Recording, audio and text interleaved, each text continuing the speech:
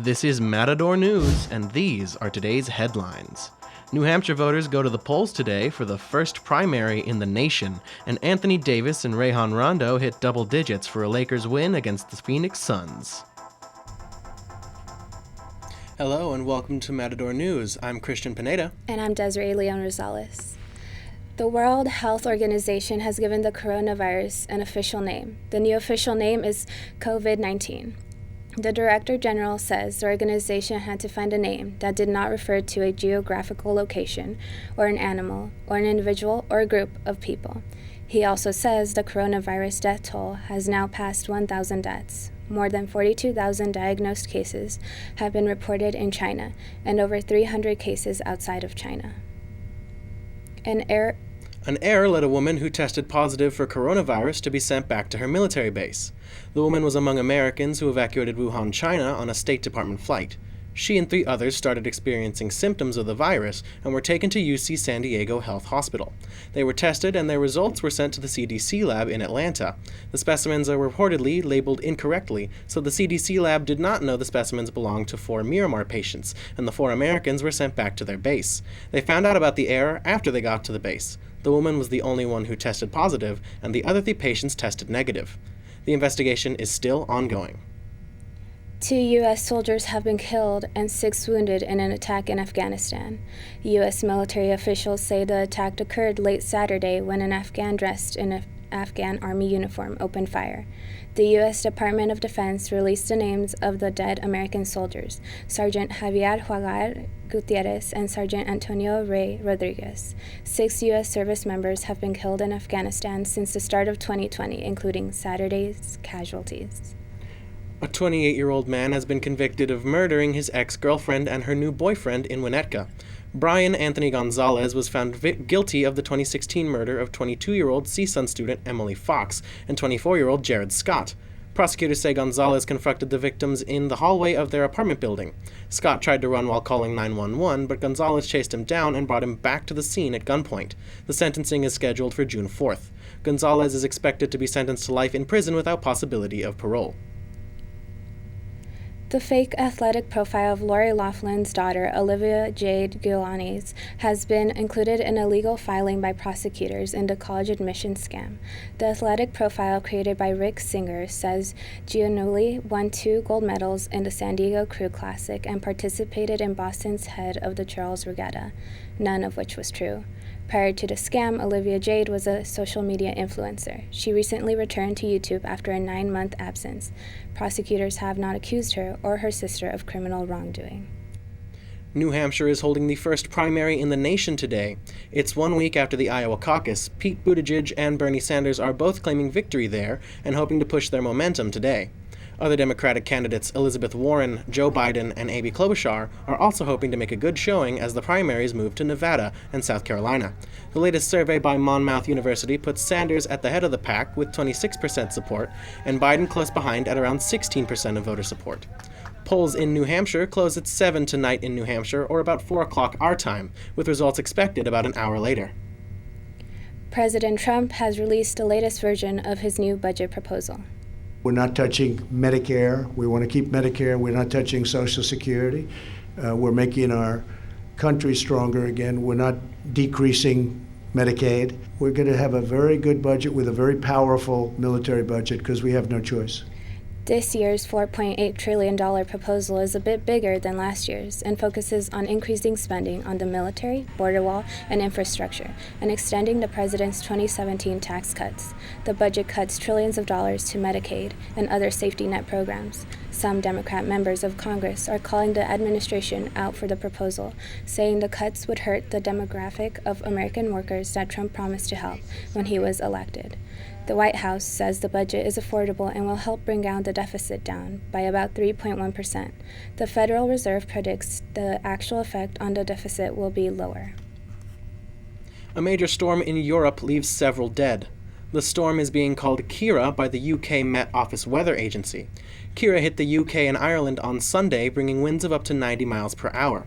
In Poland, a mother and her 15-year-old daughter died after high winds from the storms tore off the roof of a ski rental, sending it hurtling at people standing nearby. 130,000 homes were left without electricity Monday morning. Airlines across Europe have been affected by the storm, leaving hundreds of flights cancelled and passengers stranded. Extreme weather isn't just affecting Europe. Matador News reporter Alexis Radillo has more in the newsroom on how high winds are treating us locally. Thanks, Desiree. The strong winds have increased during these past few weeks in the greater Los Angeles area. CSUN Geography and Environmental Studies Department Professor Luke Drake says people can prepare for these winds. But it's very often in Southern California that we get kind of this phenomenon called Santa Ana winds. So yeah, typically through the mountains and like the mountain passes, like the valleys between the mountains, that's where you're going to get the strongest winds. Dr. Drake recommends not parking under any dead trees that may fall. He also says to look out for weather warnings to prepare for any power outages or power shutoffs the government may plan. Now back to Christian in the studio. Now let's go to Hadie Tobar for the latest news in health. Thank you, Christian. Teens are facing a loss of self-esteem if they use a lot of social media. Canadian researchers looked at a U.S. and Germany study found Facebook users are more prone to feeling envious and insecure. The results were centered around how teens experience FOMO, known as the fear of missing out. Canadian researchers say social media addiction is an emerging problem as more youth are attached to their smartphones. Let's go to Giselle Vazquez for the latest business news. Thanks, Hadie. The coronavirus is not only affecting people, it's also damaging businesses and hurting the economy. Tourism, automotive, and technology industries have been affected the most. Investment expert Walid Al-Muhay says China's economy, making up 1/6 of the global economy, is expected to slow down. Result of industry either moving or being reallocated out of China. And so nobody knows how that's going to play out. But you are starting to see manufacturing businesses starting to shift supply chains. Apple has suppliers in Wuhan and says some factories may not reopen until mid-February. As far as the Chinese market, brands worldwide are bracing for a large hit in their decline in sales. Stores such as Nike, Adidas, and H&M have all closed stores in China. China has reportedly shut down all of its movie theaters, amounting to about $1 billion in losses. T-Mobile and Sprint are one step closer to finalizing a merger that could lead to their users paying more for their phone bills. A New York federal judge approved the $26.5 billion merger of the third and fourth largest wireless carriers, creating a larger rival for AT&T and Verizon. Both companies say this merger will allow consumers better service nationwide by expanding access to T-Mobile's next-generation 5G cellular network. It will also create new jobs, adding more than 3,500 full-time employees in the first year and 11,000 more by 2020. Let's go back to Hadie to hear more about the sports news. Thank you, Giselle. The Los Angeles Lakers defeat the Phoenix Suns 125-100 in last night's game. Rajon Rondo scored a 23-point high for the season. Anthony Davis scored 25 points, 10 rebounds, 5 assists for the Lakers. And Mikal Bridges got 18 points and 6 rebounds for the Suns. LA Lakers have won 7 games out of 10 games. The Lakers will be playing Colorado against the Denver Nuggets tomorrow night at 7. Let's back over to Giselle. Pele's son says Brazilian soccer legend doesn't want to leave his house after suffering health issues. His health did not recover well after his surgery. His son says his father had a hip replacement operation last year and did not have enough rehab caused him to be depressed. He has gotten depressed for not being able to walk without assistance. Pele won 3 World Cups in his 20-year career. Let's get back to Giselle for the latest entertainment news. The 92nd Annual Oscar Academy Awards was full of surprises, from Brad Pitt winning his first ever Oscar award to Eminem's performance to Lose Yourself. Eminem performed Oscar-winning track from 20 years ago. He revealed in an interview with Variety that he thought performing the song at this point in his life was a better decision. Other performances include Janelle Monáe's tribute to Mr. Rogers' A Beautiful Day in the Neighborhood. Elton John performed the movie Rocketman's I'm Gonna Love Me Again, and we can't forget about Billie Eilish. This year's show included performances from all 5 Best Song nominees. And the Oscar goes to Parasite.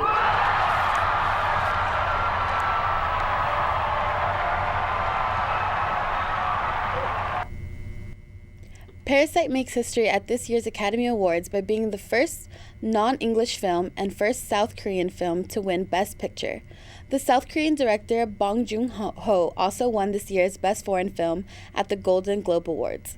Bong is telling American audiences not to be afraid of subtitles. He says his win is an important part of breaking barriers in the film industry. Bong says he broke the barrier too fast, but it is a wonderful feeling for him. Parasite also picked up Best Director, Best International Feature Film, and Best Original Screenplay. A new trend is sweeping the nation. A viral tweet suggests that NASA said Monday was the only day a broom can stand up on its own because of the Earth's gravitational pull. There was no evidence showing NASA said this, but the internet ran with the trend. Videos of people attempting to make their brooms stand up filled social media. The center of gravity on a broom is directly over the bristles, so the truth is you can make a broom stand up upright any day. It has nothing to do with the Earth's gravitational pull. Now let's go to Matador News reporter Amanda Alvarado in the newsroom with more on the story. Thanks, Giselle. According to a Banks Rate 2020 Valentine's Day survey, 70% of U.S. adults in relationships plan to spend their money on their partner this Valentine's Day. Some CSUN students say they're looking forward to spending money to show their love. Probably 100, 200. If you're going like on a date, I think 200's a good number. But yeah, I think gifts included with dinner, I think 200 to 250. Maybe like 50 to 100. Like 250. On average, a person spends $150 to $200 on Valentine's Day, but millennials are likely to spend $208 on anything from food to entertainment and gifts. Generation X will only be spending around $160, whereas baby boomers are over it and will only spend about $100. Alone on Valentine's Day? Mend your broken heart by buying cockroaches and rats in the form of a donation to the San Antonio Zoo. You will be able to name the creature after your ex, and the staff will then feed it to another animal. The event is called Cry Me a Cockroach. You will be able to see the feeding on Facebook Live on Valentine's Day. A cockroach is $5 and a rat goes for $20. Now let's go back to Christian to hear about the weather. Thanks, Amanda. In Southern California weather, it's been windy all morning with 20-mile-per-hour winds. We can expect temperatures to dip as we head into the evening. We'll stay around the high 60s until nighttime, where those temperatures drop into the low 50s. It's 69 degrees in Northridge. The 2020 Westminster Kennel Club Dog Show continues today in New York City at Madison Square Garden. Dozens of pups will be performing their hearts out to win the coveted Best in Show. The 7 groups of dogs include the Hound, Toy, Non-Sporting, Herding, Sporting, Working, and Terrier groups. Winners will be announced later today. A live stream of the competition can be found at westminsterkennelclub.org. Thank you for watching Matador News. I'm Christian Pineda. I'm Desiree Rosales. I'm Giselle Vazquez. And I'm Hadie Tobar.